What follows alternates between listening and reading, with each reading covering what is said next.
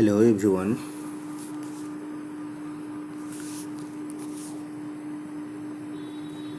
তোমাদের সবাইকে অনলাইন ক্লাসে আবার স্বাগতম। আশা করি তোমরা সবাই ভালো আছো, সুস্থ আছো।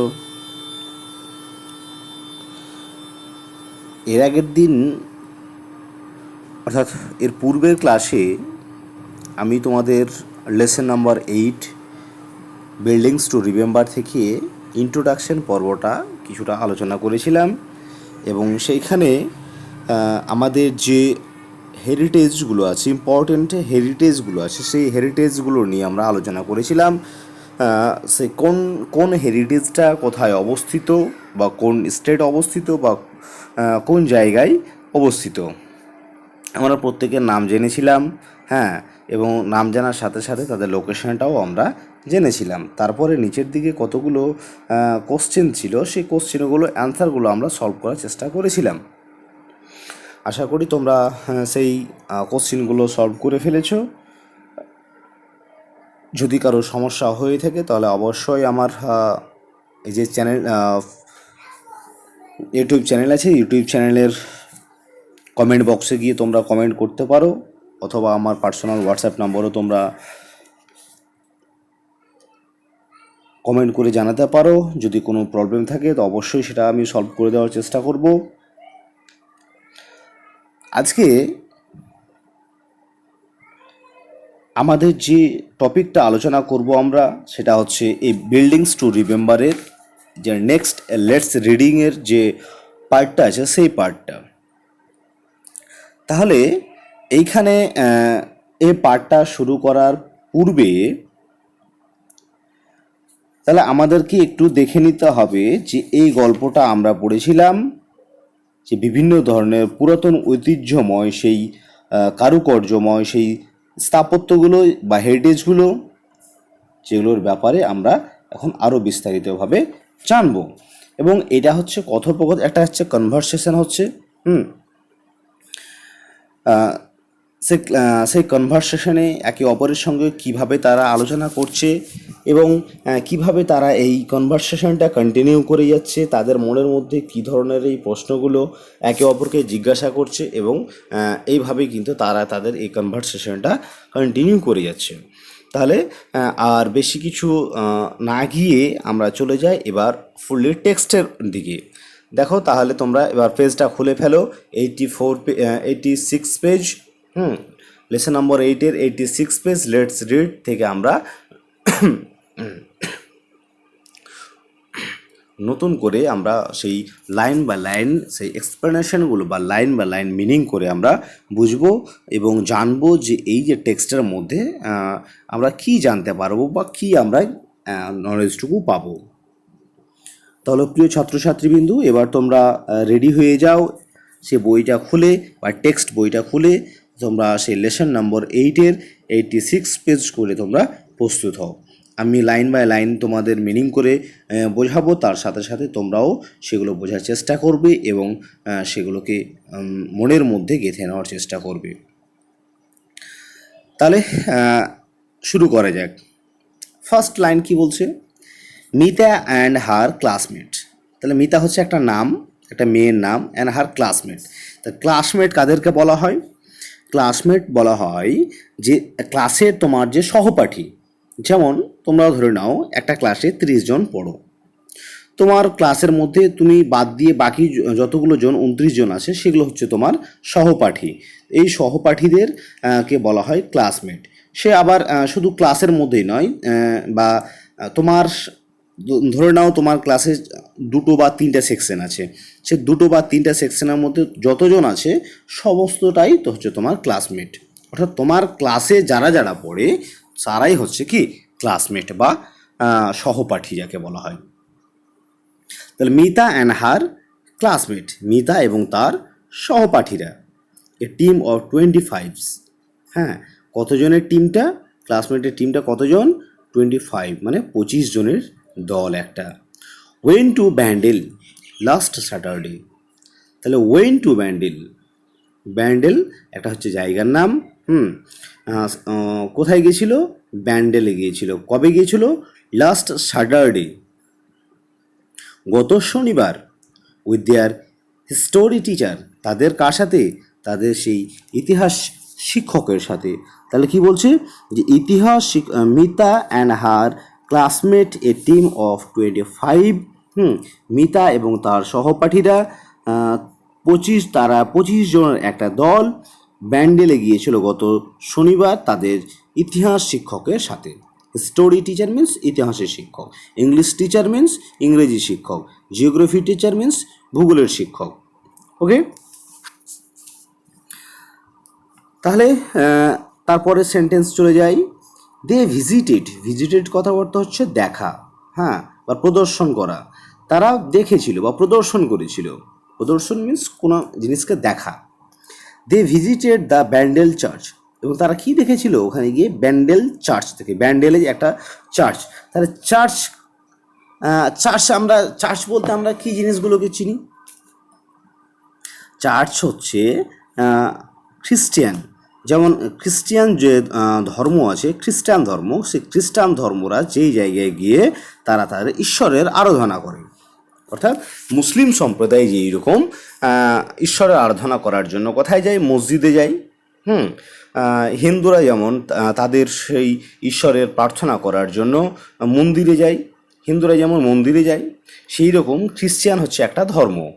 হিন্দু মুসলিমের মতো খ্রিস্টিয়ান হচ্ছে একটা ধর্ম, যেই ধর্মের মানুষরা তাদের ঈশ্বরের প্রার্থনা করার জন্য এই গির্জায় যায়। এই গির্জার ইংলিশ হচ্ছে কি? চার্চ। তাহলে চার্চ বলতে বুঝলাম কি? যেখানে খ্রিস্টান ধর্মের লোকেরা তাদের ঈশ্বরের আরাধনা করার জন্য যায়, সেই জায়গাটাকেই বলা হয় কি?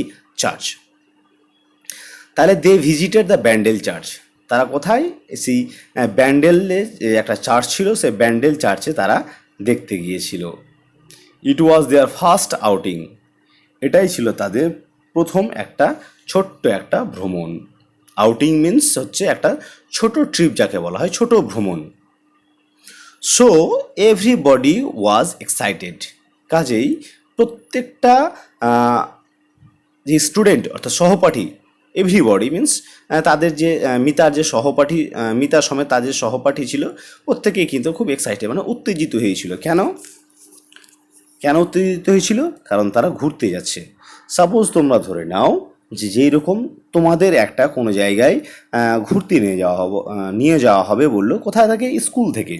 স্কুল থেকে বললো যে ক্লাস 5 অর্থাৎ 5ম শ্রেণীর ছাত্রছাত্রীদেরকে নিয়ে আমরা কোথাও একটা পিকনিকে যাব। তো তার জন্য তোমরা বাড়ি থেকে পারমিশন নিয়ে আসবে। এবার তোমরা কি করলে? বাড়ি থেকে পারমিশন নিয়ে এসে তার আগের দিন স্যারদেরকে তোমরা কি করলে? সে পারমিশন পেপারটা দিয়ে দিলে। এবার স্যার বলে ঠিক আছে, তোমরা সবাই রেডি হয়ে যাও। এবার তোমরা এই যে যাওয়ার জন্য যে একটা মনের মধ্যে যে একটা উৎফুল্ল ভাব থাকে, সেটাই হচ্ছে কি? এক্সাইটিং ভাব। মানে সেই যে মনের মধ্যে যে আনন্দটা, সেটাকেই বলা হচ্ছে এক্সাইটেড হয়ে যাওয়া। হ্যাঁ, যতক্ষণ পর্যন্ত না যাচ্ছ ততক্ষণ পর্যন্ত সেটাকে নিয়েই যখন ভাবনা চিন্তা করা হয়, সেটাকেই বলা হয় এক্সাইটেড। তাহলে তাদের এই যখন এই ট্যুরে যাওয়ার কথা যখন বললো, যে তারা কি দেখেছিল? চার্চ দেখেছিল, সেই ব্যান্ডেলে চার্চ দেখেছিল। এটা ছিল তাদের প্রথম যে একটা ছোট্ট ট্রিপ, এবং কাজেই তারা এটার জন্য খুব উত্তেজিত হয়েছিল বা এক্সাইটেড হয়েছিল বা আনন্দিত হয়েছিল। দেয়ার বাস স্টার্টেড ফ্রম চন্দননগর। দেয়ার বাস বলতে কাদের? এই যে মিতা এবং তার ক্লাসমেটদের, এবং তার কার সাথে? সেই হিস্টোরি টিচারদের সাথে যে ছিল, সেই তাদেরকে এখানে পুরো সমস্তটা ব্যক্তিকেই একসঙ্গে বলা হচ্ছে দেয়ার বাস স্টার্টেড ফ্রম চন্দননগর। তাহলে চন্দননগর থেকে তাদের এই বাসটা ছুটেছিল। চন্দননগর হচ্ছে কি? একটা জায়গার নাম। অন দেয়ার ওয়ে, তাদের এই রাস্তায়, দ্য টিচার আস্কড দেম, রাস্তায় চলতে চলতে তাদের শিক্ষক বলতে কোন শিক্ষক? তাদের হিস্টোরি টিচার ছিলেন, সেই হিস্টোরি টিচার জিজ্ঞেস করলেন them whether anyone had visited the Bandel church before. আচ্ছা বলো তো, তোমরা কি কেউ এর আগে মানে এই ট্রিপের আগে তোমরা এর আগে কি কেউ সেই ব্যান্ডেল চার্চটা এর পূর্বে দেখেছো কেউ? কে জিজ্ঞেস করলেন? তাদের শিক্ষক জিজ্ঞেস করলেন। Most of them had not. Most of them বলতে বেশিরভাগ জনেই, মানে কি যদি 25 জন থাকে তো দেখা গেল 20 জনের ওপরেই। হ্যাঁ, বেশিরভাগ জনেই বললেন হ্যাড নট, বললেন কি না। So they remained silent. হ্যাঁ, most of them had not, বেশিরভাগ লোকজনেই দেখেনি। সো কাজেই দে রিমেইন্ড, তারা রয়ে গেল সাইলেন্ট মানে নীরব। যেহেতু তারা দেখেনি তার জন্য তারা কি হয়ে গেল? নীরব হয়ে গেল। মিতা ওয়াজ অ্যান এক্সেপশন, দো, যদিও মীরা ছিল কি, এক্সেপশনস মিন ব্যতিক্রম।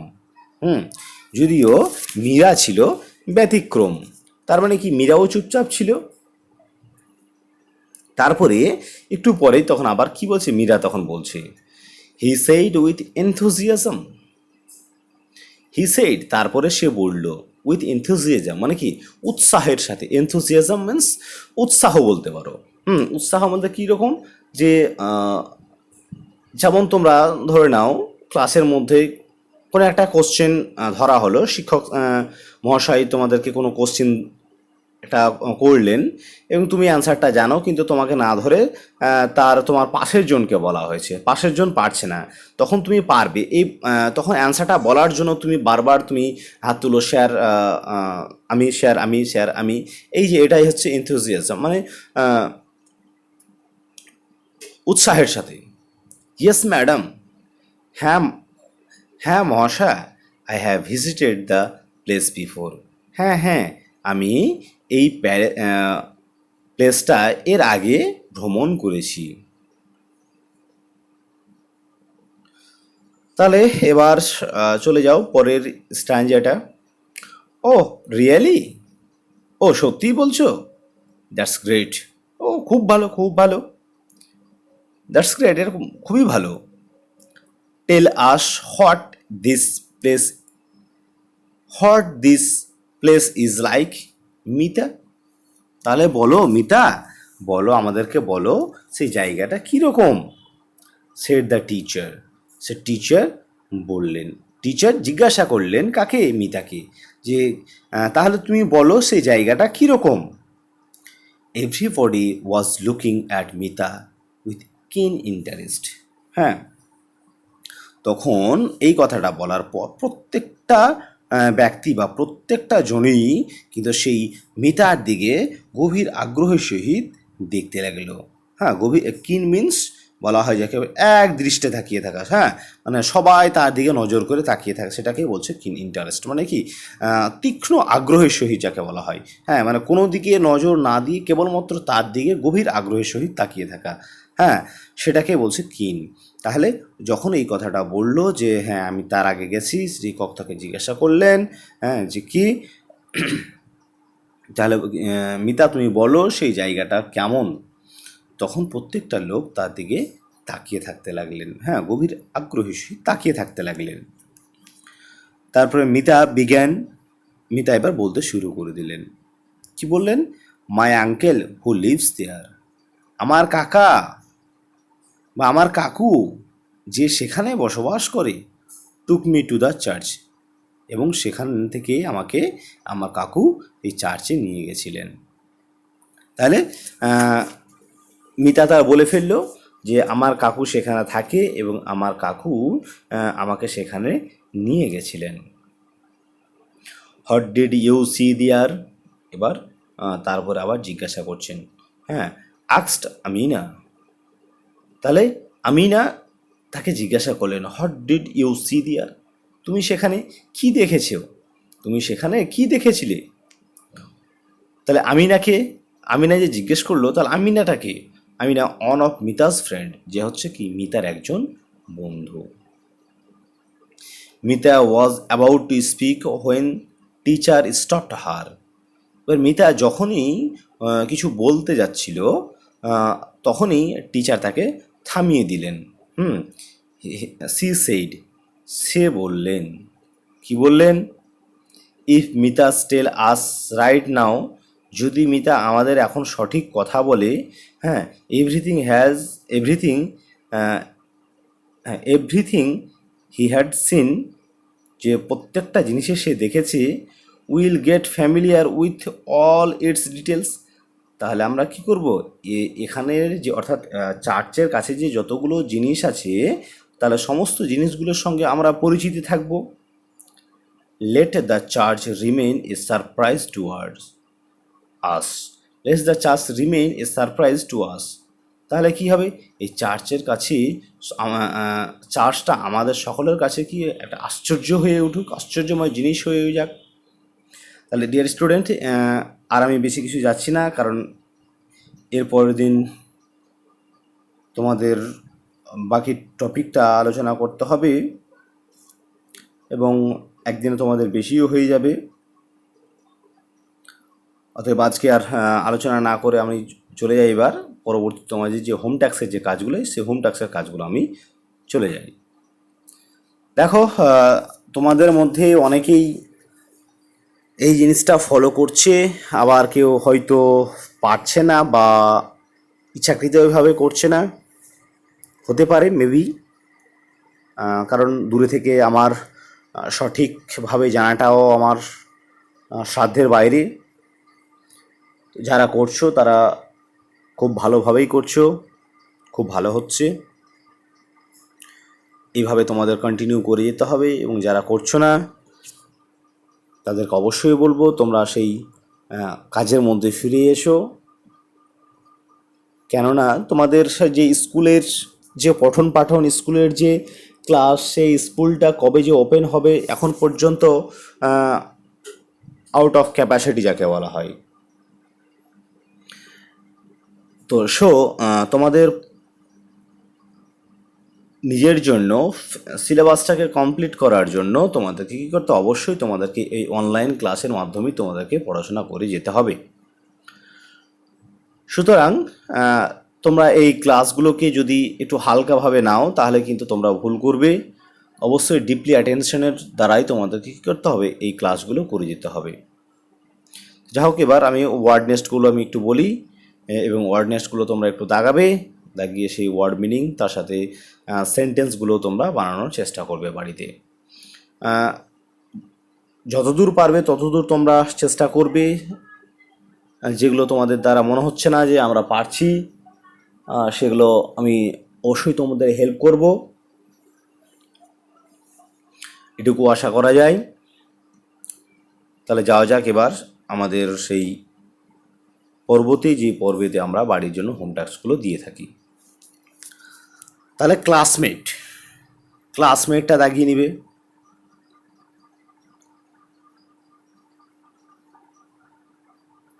তারপরে টিমটা দাগিয়ে নিবে, ভিজিটেড দাগিয়ে নিবে, outing, excited, started,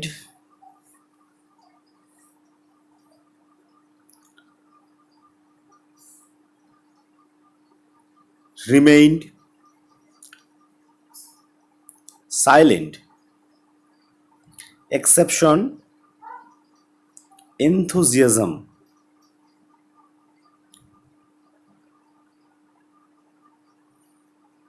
teacher, keen,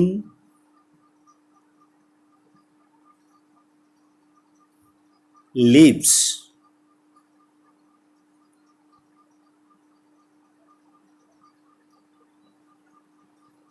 speak, stopped,